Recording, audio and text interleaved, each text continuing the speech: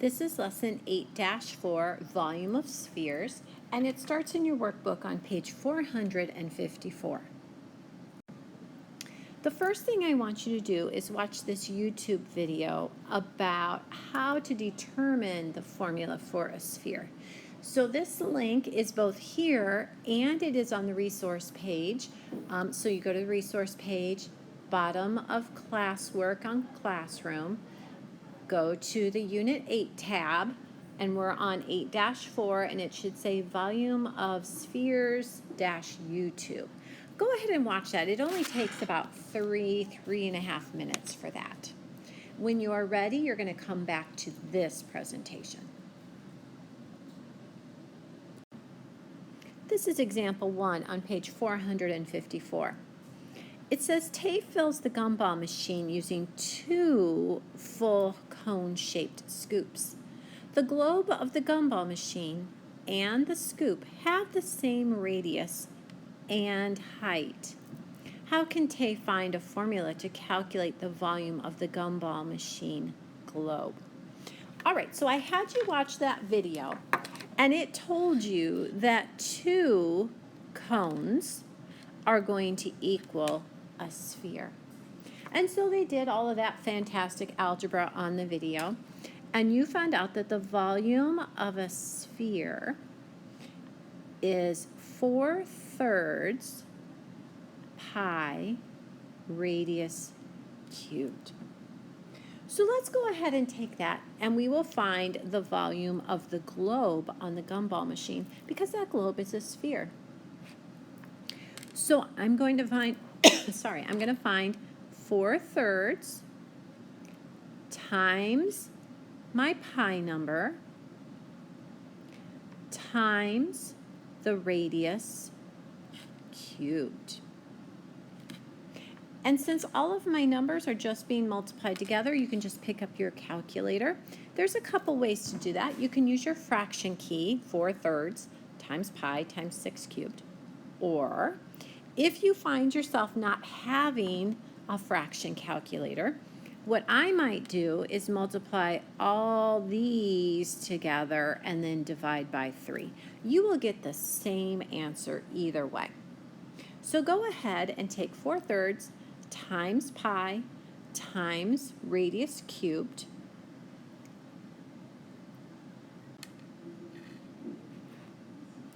And your answer came out to be 904 32/100. I'm looking for my label, inches cubed. All right, so 4/3 times pi times radius cubed. All right, this is the try it at the bottom of page 454.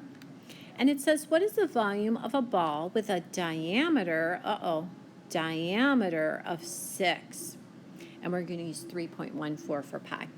Now I have my formula right here. I always start with my formula, and then I'm going to substitute. Volume equals 4/3 times the pi number times the radius cubed. Now I am not using the 6. That's the diameter. So the radius is half of that. So half of that is 3. Go ahead and multiply that out. Pause me while you're figuring it out, and then come back for checking.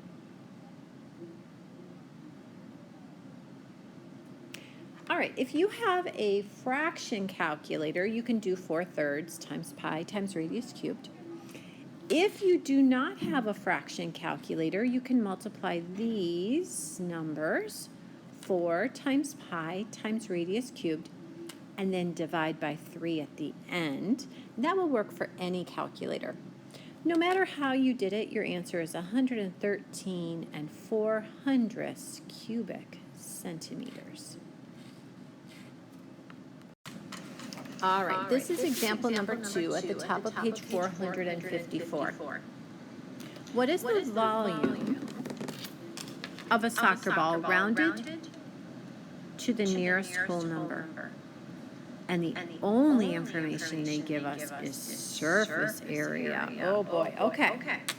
So I know for volume, I'm going to need 4/3 pi r cubed. So I need to know what the radius of that soccer ball is. And I think I can figure that out from the surface area. So surface area, I have to think back to my formula or look back in my notebook, was 4 pi r squared. So let's start plugging in numbers. The surface area is 1,519.76, followed by an equal sign, followed by a 4 times pi times radius squared. All right, so I started with my surface area formula. I plugged in my numbers. Now I'm going to clean this up a bit because I feel like those should be multiplied to make it a little cleaner. Whoops, let me turn my calculator on. 4 times 3.14 is 12.56. Okay. Now I'm thinking algebra. The opposite of multiplying by 12.56 is dividing.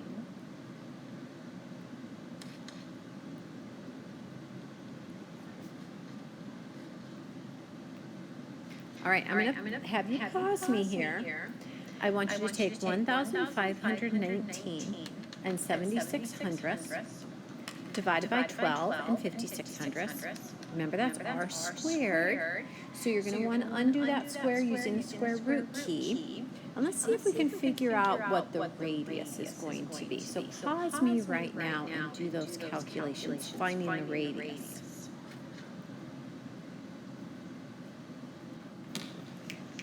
All right, so when I took 1,576 divided by 12.56, I got 121. 121 is a number times itself. And if you don't know what that is, that's okay. You have a magical key on your calculator, and it's a square root key. It will tell you what number times itself is 121. That number is 11. Moving my paper around and I don't mean to. So 11 times itself is 121. All right, so I need to move this formula. I don't have enough room for that, so give me a second to erase where this was. I'm going to change its color as well. That doesn't want to erase right there. Okay, we'll just color over the top of it. So now that I know my radius, my volume formula is 4/3 times pi times the radius cubed. So again, I'm just going to start putting in numbers. I can take 4/3. Let me write it down here. 4/3 times my pi number times 11 cubed. All right, you're going to pause me. You're going to multiply 4/3 times pi times 11 cubed and come back for our final answer.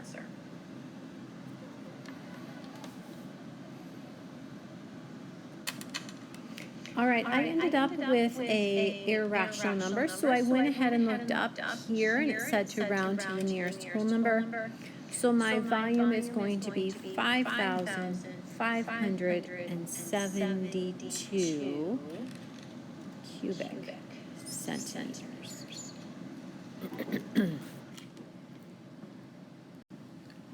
This is example 3 on page 455.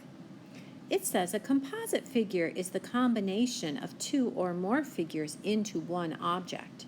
A corn silo is an example of a composite figure in the shape of a cylinder and a hemisphere with the same diameter on top. The diameter of the silo is 4 meters. How many cubic meters of corn can be stored in the silo? All right, let's go ahead and start with the volume of a cylinder. Okay, it's been a few days for this, but I seem to remember that volume is the area of the base, which is a circle. So the area of a circle is pi r squared times the height of the silo. All right, I want you to pause me and figure out the volume of the silo, of the cylinder part of the silo, and come back for checking.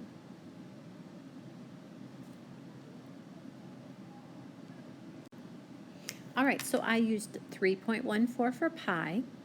I did not use that 4 because that's the diameter. I used radius squared, 2 squared, times the height of the cylinder. So the cylinder has a volume of 125 and 6/10 cubic meters. Now we have a half of a sphere.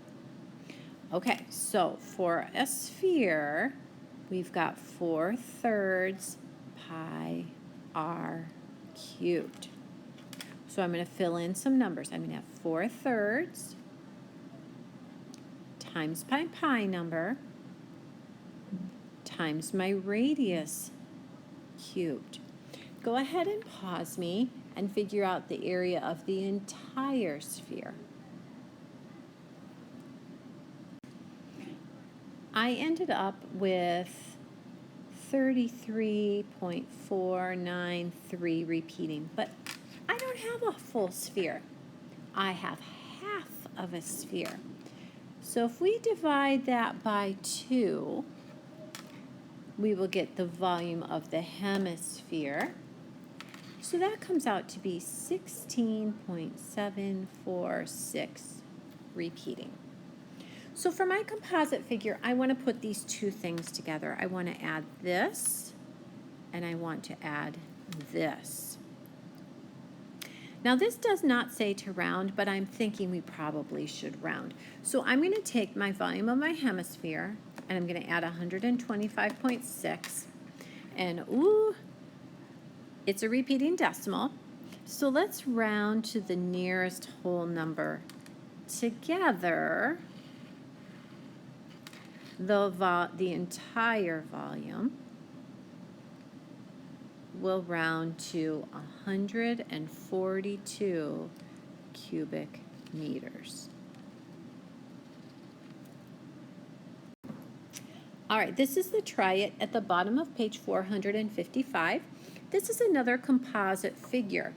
It looks like we're going to need the volume of a cone, and we're going to need the volume of the sphere, but not the whole sphere, just half of it. All right, I want you to go ahead and pause me while you work this out and come back for checking.